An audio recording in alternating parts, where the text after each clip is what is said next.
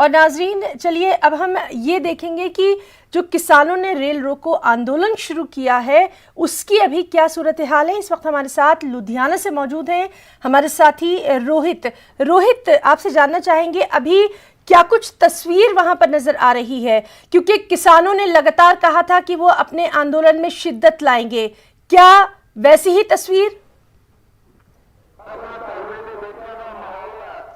जी बिल्कुल हिना, इस समय मैं मौजूद हूँ लुधियाना के रेलवे स्टेशन पर, जहाँ पर किसानों ने बड़ी तादाद में लोग यहाँ पर पहुँचे हुए हैं, किसान पहुँचे हुए हैं जिन्होंने रेलवे ट्रैक पर जाम लगा दिया। और ये जो रेलवे ट्रैक है लुधियाना का, दरअसल ये नेशनल हाईवे ट्रैक है, क्योंकि इसलिए हम कहते हैं क्योंकि यही एक ट्रैक है जो कि जम्मू से दिल्ली को जोड़ता है, अमृतसर को दिल्ली से जोड़ता है, क्योंकि लुधियाना एक जंक्शन है और यहाँ पर तमाम वो ट्रेनें यहाँ पर रुकती हैं जो लंबे रूट के लिए रवाना होती हैं। तो तमाम जो ट्रेनें हैं वो इसी रूट से रवाना होते हुए यहाँ पर रुकती हैं। तो इस जगह पर धरना लगना कहीं ना कहीं सीधा सीधा रेलवे यातायात को थम जाना कहा जा सकता है, क्योंकि बिल्कुल थम चुका है। क्योंकि इसके साथ ही साथ हम अगर दूसरी तरफ हम बात करें कि लुधियाना के आसपास के रेलवे ट्रैक की, तो उस जगहों पर भी इन्होंने किसान आगुओं ने, जो किसान जत्थेबंदी जितनी भी हैं यहाँ पर संगठन है, उन्होंने तमाम लोगों ने यहाँ पर रेलवे ट्रैक पर जाम लगा दिया है। क्योंकि लुधियाना से चंडीगढ़ जाने वाले रेलवे ट्रैक पर भी ये जाम लगाए हुए हैं, समराला के पास वहाँ पर जाम लगा हुआ है। फिर हम अगर लुधियाना से दिल्ली की तरफ बात करें तो लुधियाना से दिल्ली में जाने वाले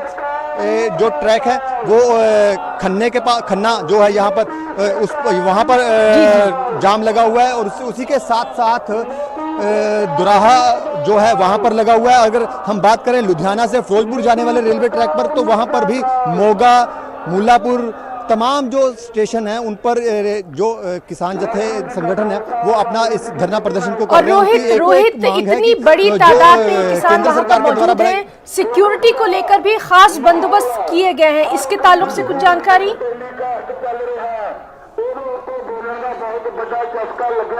जी हिना, दोबारा कहेंगे आप? सिक्योरिटी को लेकर क्या कुछ इंतजामात रोहित? जी बिल्कुल हिना, हम सुरक्षा के पुख्ता इंतजाम किए गए हैं, क्योंकि पंजाब सरकार की तरफ से इन किसान संगठनों को समर्थन मिला हुआ है। क्योंकि उन्होंने साफ तौर पे, क्योंकि पंजाब में जो कांग्रेस की सरकार है, तो इसलिए पंजाब सरकार की तरफ से किसान संगठनों को समर्थन दिया गया है। और साफ तौर पे कहा गया है कि इन किसान संगठनों के द्वारा अगर कोई भी धरना प्रदर्शन किया जाता है तो उनको सुरक्षा मुहैया कराई जाए। किसी भी तरीके से कोई भी शरारती तत्व इन संगठनों के धरना प्रदर्शन के दौरान कोई भी किसी तरीके से कोई शरारत ना कर सके, इसका पुख्ता इंतजाम किए जाते हैं। पंजाब पुलिस हर जगह पर तैनात की जाती है कि किसी तरीके से कोई भी माहौल ना खराब हो सके, इस चीज का खासा तौर से ध्यान रखा जा रहा है। और उसी के साथ साथ हम अगर बात करें किसान संगठनों की, तो उन्होंने साफ तौर पर कह दिया है कि ये जो धरना प्रदर्शन चल रहा है ये यूं ही चलता रहेगा, क्योंकि अभी के लिए जो धरना प्रदर्शन है वो पंजाब भर में और पूरे भारत भर में वो 12 बजे से शुरू होकर शाम 4 बजे तक ये धरना प्रदर्शन रहेगा। पर उसके बाद अगर किसान संगठन अगर इसके बाद भी अगर कोई ऐलान करते हैं और किसी तरीके के धरना प्रदर्शन के लिए ऐलान करेंगे तो वो भी धरना प्रदर्शन किया जाएगा। तो इससे साफ तस्वीर होती नजर आ रही है कि जिस कदर किसान संगठन। रोहित, हम आपसे ये भी जानना चाहेंगे, कहा जा रहा था कि खास लंगर का इंतजाम किया जाएगा, क्या इस तरह की कुछ तैयारियां लंगर की?